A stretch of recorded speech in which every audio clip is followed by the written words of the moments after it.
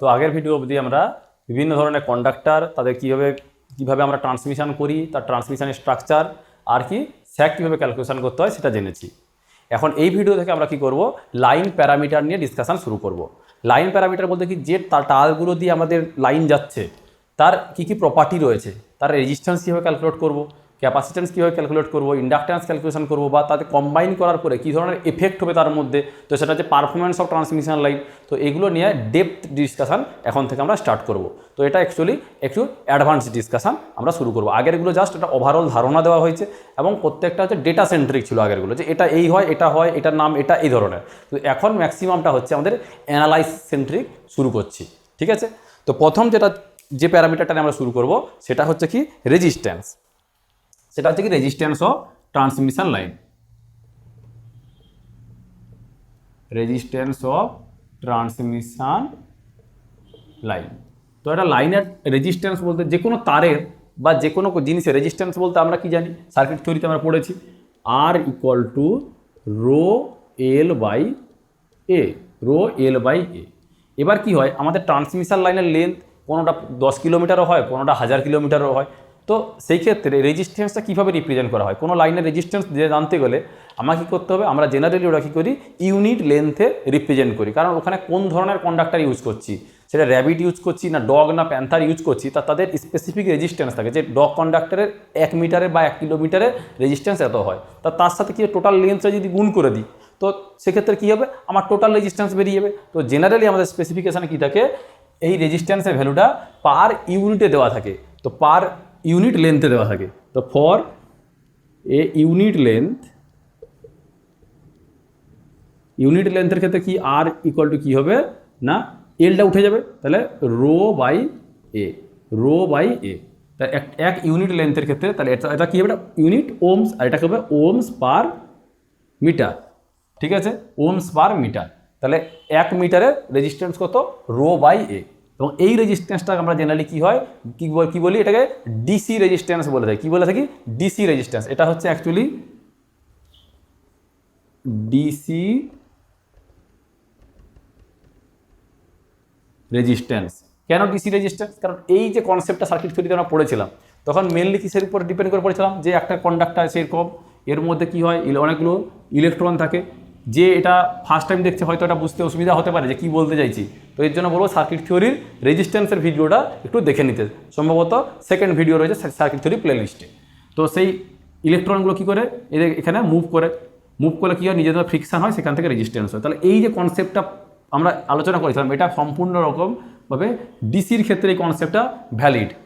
তো এসির ক্ষেত্রে ভ্যালিড, কিন্তু ওখানে কিছু কন্ডিশন চলে আসে, সেই কন্ডিশনগুলো আমরা এবার দেখবো। এবার কি হচ্ছে, আমার ইউনিট লেন্থের যে রেজিস্ট্যান্সটা, তার জন্য কি বলছি, ডিসি রেজিস্ট্যান্স। তো এটাকে বলতে পারি R DC equal to rho by A. এটা হচ্ছে পারফেক্ট।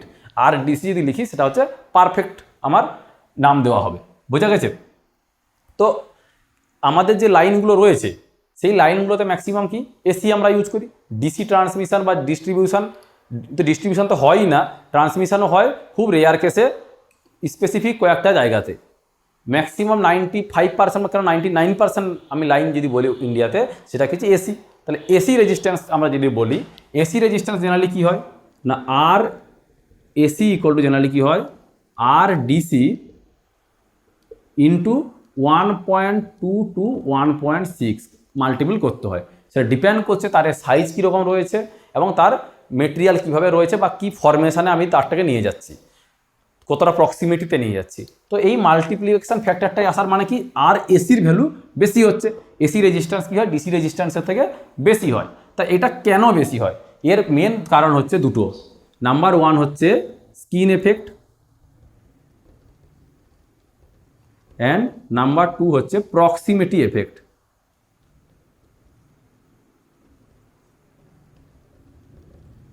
প্রক্সিমিটি এফেক্ট, এই দুটো এফেক্ট কি হয়, শুধুমাত্র ডিসির ক্ষেত্রে হয়, শুধুমাত্র এসির ক্ষেত্রে হয়। তো এসির ক্ষেত্রে এই দুটো এফেক্ট থাকার জন্য কি হয়, রেজিস্ট্যান্সের ভ্যালুটা ডিসি রেজিস্ট্যান্সের তুলনায় বেড়ে যায়।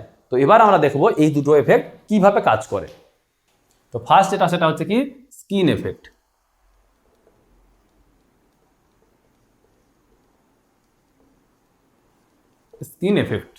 স্কিন এফেক্ট জিনিসটা কি না, একটা যদি কন্ডাক্টর এটা যদি একটা কন্ডাক্টর হয়, তো এই কন্ডাক্টরের মধ্যে কী হয়, যখন আমি কারেন্ট এখানে পাস করছি, ধরি ডট বা ক্রস কিছু একটা হচ্ছে, তো এখানে কী হবে, ফ্লাক্স জেনারেট হবে। কীরকম দেখতে হবে, এখানে কী হবে, ফ্লাক্স হবে। তো ফ্লাক্সগুলো এইভাবে এখানে ওর মধ্যে, তো এখানে ফ্লাক্সগুলো কী হবে, এইভাবে ফ্লাক্সগুলো ওর মধ্যে থাকবে। তো এবার ফ্লাক্সগুলো হলে ম্যাক্সিমাম ফ্লাক্স কোথায় লিঙ্ক করবে, অবশ্যই সেন্টারে। তো ম্যাক্সিমাম ফ্লাক্স এই সেন্টারে লিঙ্ক করা মানে কি, যেটাকে বেশিরভাগ ফ্লাক্স কাট করছে। যত বাইরে যাবো ফ্লাক্সটা কম থাকবে, যত ভিতরে যাবো তত ফ্লাক্সটা বেশি কাট করবে। তো এবার আমরা জানি কি, ইন্ডাকট্যান্স ইকুয়াল টু কি জানি, আমরা কি জানি, inductance L equal to lambda by I. সেখানে আইটা কি কারেন্ট, আর ল্যামডা হচ্ছে ফ্লাক্স লিঙ্কেজ, ল্যামডা হচ্ছে ফ্লাক্স লিঙ্কেজ। তাহলে সেন্টারে কী হয়, লিঙ্কেজ বেশি হয়, তাহলে অ্যাট সেন্টার ল্যামডা কী হবে, বেশি হবে। হাই দিয়ে সিম্বল দেখালাম, তাহলে ল্যামডা কী হবে, সেন্টারে বেশি হবে। তাহলে ল্যামডা যদি বেশি হয় তাহলে কী হবে, এটা বেশি হওয়া মানে এই এলটাও কী হবে, বেশি হবে।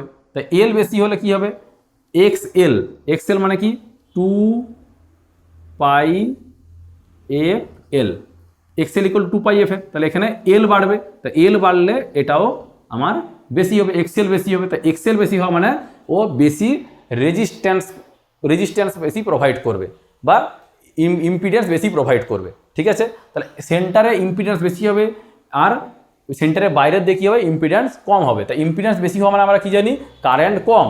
তাহলে এই মাঝখানে যদি ইম্পিডেন্স বেশি হয়, কারেন্টটা এখানে কম যাবে, বাইরের দিকটাই বেশি যাবে। তো আমি কী হতে পারি, অ্যাট সেন্টারে কী হবে, ইম্পিডেন্স বেশি হওয়ার জন্য কারেন্ট কম হবে। তাহলে এই লজিকে আমরা যদি এটা গ্রাফিক্যালি প্লট করি, কীরকম দেখতে লাগবে দেখি। তো এই সেন্টার থেকে যদি লাইন আমি ড্র করি, এটা যদি সেন্টার লাইন হয়, এই সেন্টার লাইনে কী দাঁড়াবে আমার, এটা সেন্টার লাইন, আর এটা হচ্ছে লাস্ট বাউন্ডারি লাইন। তো এটা হচ্ছে কি ডিস্টেন্সটা, ডায়ামিটারটা বা রেডিয়াস বলতে পারিস, এখানে রেডিয়াস, এটা হচ্ছে রেডিয়াস, আর কতটা রেডিয়াস আমার বাড়ছে। এবার ল্যামডাটা যদি প্লট করি কীরকম হবে, সেন্টারে ম্যাক্সিমাম, এই যেটা ফ্লাক্সটা আমি সবুজ কালার দিয়ে দেখিয়েছি, তাহলে এখানে ল্যামডা ভ্যালু এখানে কী হবে, সবুজটা যেটা দিলাম ল্যামডা।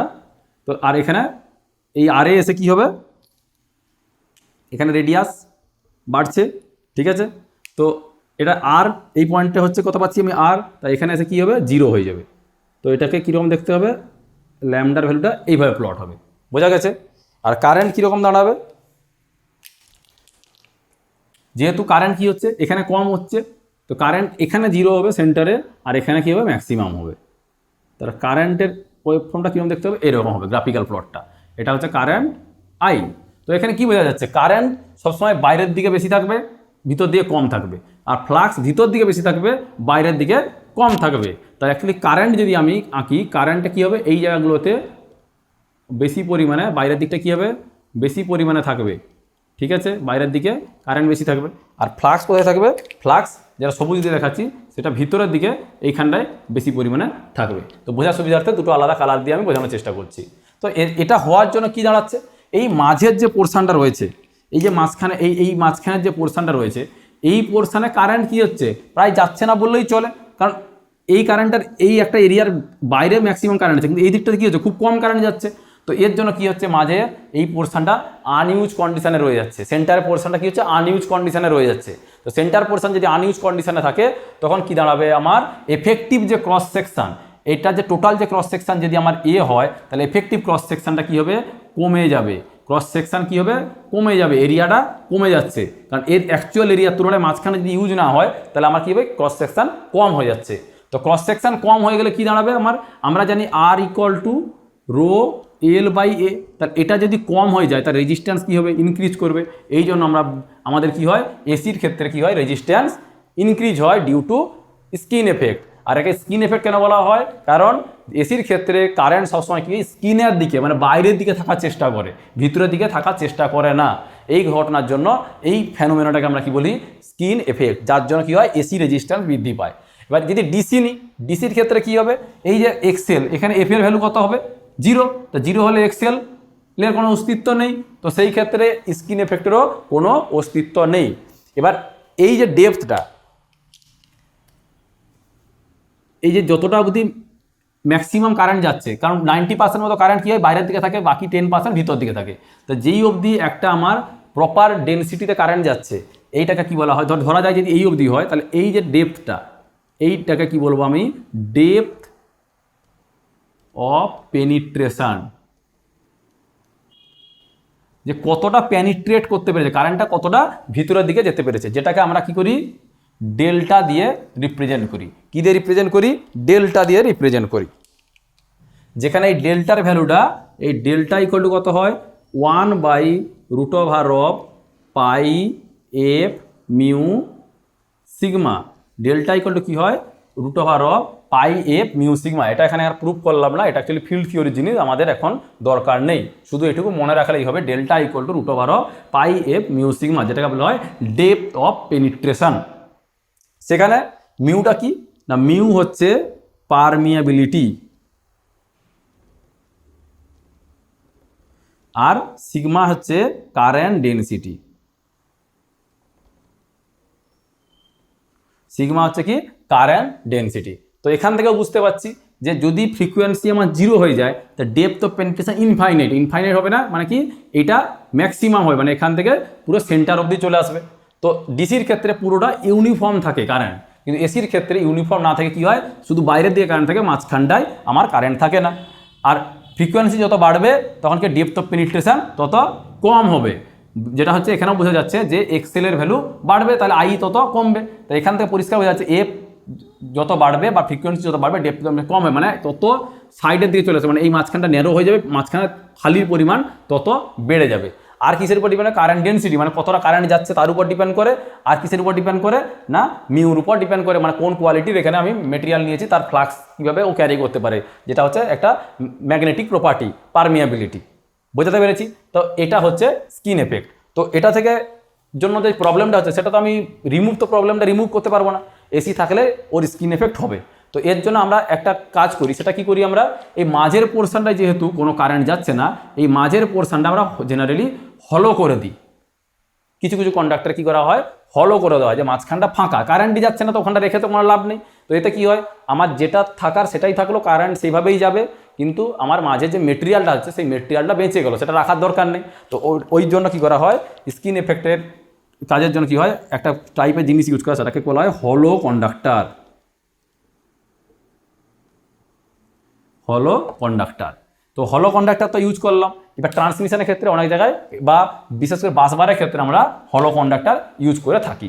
বোঝাতে পেরেছি? তো সেখানে কী হয়, জিনিসটা কীরকম হয়, এরকম বাইরে কন্ডাক্টর, মাঝখানটা খালি, শুধু এই জায়গাটায় মেটেরিয়াল রয়েছে, তো মাঝখানটাকে আমি একটু ফাঁকা করে দিই।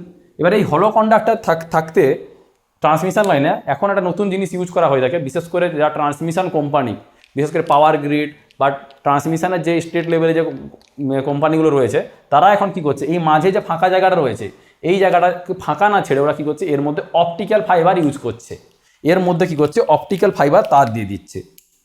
এর মাঝে কী থাকে, অপটিক্যাল ফাইবারে অনেকগুলো তার থাকে, যেটার কী হয়, ডেটা কমিউনিকেশনের ক্ষেত্রে, ইন্টারনেট কানেকশানের ক্ষেত্রে ওটা ইউজ করা হয়। মানে ফাঁকা জায়গাটাকে ফাঁকা না ছেড়ে, টাওয়ারে তো ঝুলাচ্ছি, কস্ট তো আমার সেম আসছে, তো মাঝখানে ফাঁকা জায়গাটা যদি অপটিক্যাল ফাইবার আমার দিয়ে দিই, তাহলে ওটা আলাদা করে আমাদের কি করছে, একটা অ্যাডভান্টেজ দিচ্ছে কস্ট রিকভারির ক্ষেত্রে। কারণ ওই অপটিক্যাল ফাইবারটাকে রেন্টে দেওয়া হয় বিভিন্ন কোম্পানিকে, যে গভর্নমেন্ট যে ট্রান্সমিশন কোম্পানিগুলো তা কী করে, প্রাইভেট যে টেলিকমিউনিকেশন কোম্পানিগুলো তাদেরকে রেন্টে দেয়। প্লাস ওরা কী করে, দুটো সাবস্টেশনের মাঝে এখানে যদি 5টা অপটিক্যাল ফাইবার দিই, একটা কি দুটো কী করবে, ওই নিজস্ব, সেটা ট্রান্সমিশন কোম্পানি হোক বা গ্রিডে যে পাওয়ার গ্রিডও হয়ে থাকে, তারা নিজেদের কাজে ওটা ইউজ করে থাকে, নিজেদের কমিউনিকেশনের জন্য। তো দুটো কি হচ্ছে এখানে, এক ইলেকট্রিসিটিও যাচ্ছে, প্লাস কমিউনিকেশন পারপাসে যাচ্ছে।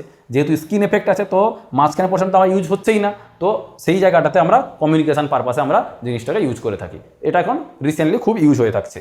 এরপরে কি হচ্ছে, আরেকটা জিনিস, হলো কন্ডাক্টর কি করলে কি হচ্ছে, আমার মেটেরিয়ালটা সেভ হচ্ছে, কিন্তু অ্যাকচুয়ালি স্কিন ইফেক্টকে আমি তাড়াতে পারছি না। তো স্কিন ইফেক্ট তাড়াতে গেলে কী করতে হবে আমাকে, আমি যদি দেখি এখানে ডেপথ অফ পেনিট্রেশন 2 mm হয়, এক্সাম্পল নিচ্ছি, যদি ডেপথ অফ পেনিট্রেশন 2 mm হয়, তো তারটা রেডিয়াসটা যদি 2 mm করে দিই, আমি তারটা রেডিয়াসই যদি 2 mm করে দিই, তাহলে কী হবে, যদি এইটা এখানে ডেল্টা ইকুয়াল টু যদি 2 mm হয়, আর তারটাও কী করলাম, আমি এই রেডিয়াসটা 2 mm করে দিলাম, তাহলে কি দাঁড়াবে, আমার ডেপথ অফ পেনিট্রেশনের জন্য পুরো কারেন্টটা সেন্টার অবধি চলে আসবে। এর মানে কি, পুরো ওয়্যারটা আমার ইউজ হবে। তো এর মানে কি দাঁড়াচ্ছে, আমাকে তারের সাইজটা বেশি মোটা না করে সরু ইউজ করতে হবে, তারের সাইজটা সরু ইউজ করতে হবে। সরু যদি তার ইউজ করি, তাহলে পুরো তারটাই আমার ইউটিলাইজ হয়ে যাবে, মাঝখানে কোনো এরকম হলো সিস্টেম বানাতে হবে না। বোঝাতে পেরেছি? কিন্তু এতে কি সমস্যা হবে, যখন সরু তার ইউজ করব তখন কী হবে, কারেন্ট ক্যারিং ক্যাপাসিটি কমে যাবে। তো আমার সলিউশন কি এর জন্য?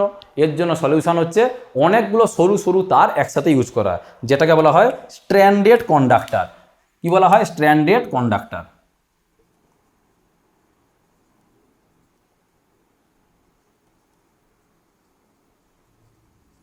কি বলা হয়? Stranded conductor. সেখানে কি হয়, অনেকগুলো এখন ছোট ছোট ছোট ছোট তারকে একসাথে কম্পাইল করে একটা তার বানানো হয়, যেটা আমরা কন্ডাক্টরের যে ভিডিওটা এর আগে আমরা রেকর্ড করেছি বা পড়েছি, সেখানে আমরা বলেছি স্ট্যান্ডার্ড কন্ডাক্টর। সেখানে কি হয়, double AC, triple AC, AC SR বিভিন্ন কন্ডাক্টর। তো সেটা কেন করা হয় তার কারণ হচ্ছে এটা, তখন ওই ভিডিওতে এটা আমি আর ডেসক্রাইব করিনি, পরে বলবো বলে। তার স্ট্যান্ডার্ড কন্ডাক্টর ইউজ করার মেন জরুর কি দরকার, সে হচ্ছে না স্কিন এফেক্টকে কমানোর জন্য আমরা স্ট্যান্ডার্ড কন্ডাক্টর ইউজ করে থাকি। বোঝা গেছে? এরপরে যেটা আমরা করব সেটা হচ্ছে কি প্রক্সিমিটি এফেক্ট।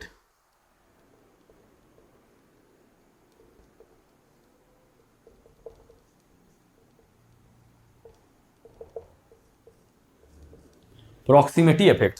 প্রক্সিমিটি ইংলিশে যে মানেটা রয়েছে, প্রক্সিমিটি মানে হচ্ছে পাশাপাশি, মানে প্রক্সিমিটি মানে পাশাপাশি যদি কোনো কিছু ঘটনা ঘটে, মানে আমার পাশে কেউ থাকলে সে যে আমার থেকে কিছু খারাপ গুণ পায়, ভালো গুণ পায়, এটাকে বলা হয় প্রক্সিমিটি। তো এটা হচ্ছে প্রক্সিমিটি, যে পাশাপাশি কোনো দুটো জিনিস থাকলে বা দুটো তার থাকলে যে ঘটনাটা ঘটছে সেটাকে আমরা প্রক্সিমিটি এফেক্ট বলি। তো জেনারেলি এটা কীরকম হয় না, দুটো তার যদি এইভাবে থাকে, যদি পাশাপাশি যায়, এটা একটা কন্ডাক্টর, এটা একটা কন্ডাক্টর, পাশাপাশি প্যারালালি রয়েছে ধরে নিলাম। তো একটাতে কারেন্ট উপর দিকে যাচ্ছে ধরলাম, মানে একটাতে যাচ্ছে আরটাতে রিটার্ন করছে, তাহলে এটা যদি কারেন্ট আই হয়, এটাতে কারেন্ট এই দিক থেকে আই এদিকে আসছে, ঠিক আছে? তাহলে এখানে ডট হলে এটাকে কী হবে, এটা ক্রস। তো এই ক্ষেত্রে কী হবে, এটা ফ্লাক্স জেনারেট হবে। আমরা জানি কি থাম্ব রুল জানি, সেই অনুযায়ী কী হবে, বা কর্ক স্ক্রু রুল জানি, যে এইভাবে হাত ধরে দেখতে পারি যে কোন দিকে, এদিকে এলে কী হয়, যদি আমার দিকে আসে এই বুড়ো আঙুলটা যেদিকে থাকবে, তো এই আঙুলগুলো ডাইরেকশন যেদিকে হবে সেদিকে ফ্লাক্স যাবে। তো এটা যদি উপর দিকে যেহেতু যাচ্ছে, তার ফ্লাক্সটা কোন দিকে হবে, এইভাবে ঘুরবে, এইভাবে অ্যান্টি ক্লকওয়াইজ। তো ডটের ক্ষেত্রে কী হয়, অ্যান্টি ক্লকওয়াইজ, ক্রসের ক্ষেত্রে ক্লকওয়াইজ আমার ফ্লাক্স জেনারেট হয়। তো ফ্লাক্সগুলো যদি দেখাই কীরকম হবে আমার, তো এখান থেকে এখানে ফ্লাক্স কী হবে, এইভাবে এইদিকে ফ্লাক্স হবে। অ্যারোটা দিচ্ছি, অ্যারোটা দেখার বিষয় আছে, অ্যান্টি ক্লকওয়াইজ। আর ক্রসের ক্ষেত্রে কী হবে, ক্লকওয়াইজ, মানে এদিক থেকে গিয়ে এইভাবে হবে। বোঝা গেছে? ক্লকওয়াইজ হবে। তাহলে এই জায়গাটাতে মাঝখানের জায়গাটা কি হচ্ছে, এখানে অ্যাড হচ্ছে, ফ্লাক্স দুটো যোগ হচ্ছে। তাহলে এই মাঝের পোর্শনে কী হবে, ফ্লাক্সের ডেনসিটি অনেক বেড়ে যাবে, আর দূরের পোর্শনে কী হবে, ফ্লাক্স ডেনসিটি কম হবে। তাহলে আমি ল্যামডা কীরকম হবে আমার এখানে, এই পোর্শনে বেশি হবে, তারপরে আর একটু কম হবে, আর একটু কম হবে, আর একটু কম হবে, আর একটু কম, এটা হচ্ছে ল্যামডা এইভাবে আসবে। তাহলে এদিকেও কী হবে, এদিকেও সেম, এইখানটা কী হবে, ল্যামডা বেশি হবে, মানে ফ্লাক্স লিঙ্কেজ বেশি হবে, এদিকে ল্যামডা এদিকে হবে। আর তার সাথে কারেন্ট তাহলে কী হবে, ঠিক অপোজিট হবে। একটু আমরা পড়েছি কীভাবে হয় কারেন্ট। তাহলে কারেন্ট কী হবে, এখানে সবচেয়ে মিনিমাম হবে, তারপরে বাড়বে, তারপরে এদিকে বাড়বে, এদিকে আবার বাড়বে। একই রকম এখানে কী হবে, কম হবে, এখানে বেশি হবে, এদিকে বেশি হবে, এদিকে বেশি হবে। তাহলে মুদ্রার কথা কী দাঁড়াচ্ছে, কারেন্ট এই মাঝখানের পোর্শনটায় কারেন্ট কম হবে, তাই ম্যাক্সিমাম কারেন্ট কী হবে, এই দিকটাতে ফ্লো হবে, এই তারটার এই দিকটায় ফ্লো হবে, এই তারটার এই দিকটাতে ফ্লো হবে, মাঝখানের দিকটায় কারেন্টটা কমে যাবে। তো এই ক্ষেত্রে কী দাঁড়াচ্ছে, আমার তারের এইটুকু পোর্শন বেশি ইউজ হচ্ছে, এর এই দিকটা বেশি ইউজ হচ্ছে, তাহলে এর একটা সাইড খালি থেকে যাচ্ছে, এরও একটা সাইড খালি থেকে যাচ্ছে মোটামুটি, ঠিক আছে? তো এর জন্য কি হচ্ছে, cross section area, effective cross section area কমে যাচ্ছে। কি হচ্ছে, এফেক্টিভ ক্রস সেকশন এরিয়া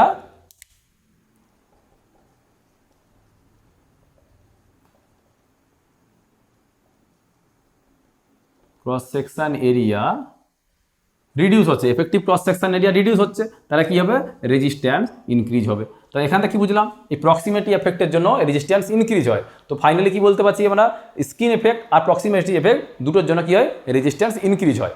তো রেজিস্ট্যান্স ইনক্রিজ হওয়ার জন্য কি হয়, আমার ডিসি রেজিস্ট্যান্স এর সাথে আমার কি করতে হয়, 1.2 অর 1 to 1.6, তা ডিপেন্ড করছে এখানে এই ডিস্টেন্সটা কত রাখছি আমি। এটা কী হবে, যত ডিস্টেন্স বাড়াবো প্রক্সিমিটি এফেক্ট তত কম হবে। প্লাস স্কিন এফেক্টে কী ফ্যাক্টর আসছে, কত মোটা তার নিচ্ছি, স্ট্র্যান্ডেড নিচ্ছি না হলো নিচ্ছি না কি নিচ্ছি, তার উপর ডিপেন্ড করে জেনারেলি এটা এই মাল্টিপ্লাইং ফ্যাক্টরটা 1.2 থেকে 1.6 হয়ে থাকে। এটা গুণ করলাম কি পাবো, আর এসি। বোঝা গেছে? তো আমরা নর্মাল একটা তারের যে রেজিস্ট্যান্স যেটা বইতে লেখা থাকে সেটা কি ডিসি রেজিস্ট্যান্স, তার সাথে অ্যাপ্রক্সিমেটলি 1.2 থেকে 1.6 যোগ গুণ করলে অ্যাকচুয়ালি আমরা কি পাবো না এসি রেজিস্ট্যান্স, এবং সেটা বাড়ার কারণ হচ্ছে কি প্রক্সিমিটি আর স্কিমিটি। বোঝা গেছে?